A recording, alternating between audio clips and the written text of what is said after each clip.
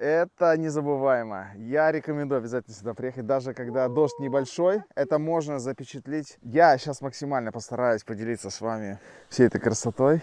Наслаждайтесь и приезжайте обязательно. Берите машинку в Сан-Карс, приезжайте на любые локации. Вообще кайфуйте, путешествуйте на Кипре. Погнали!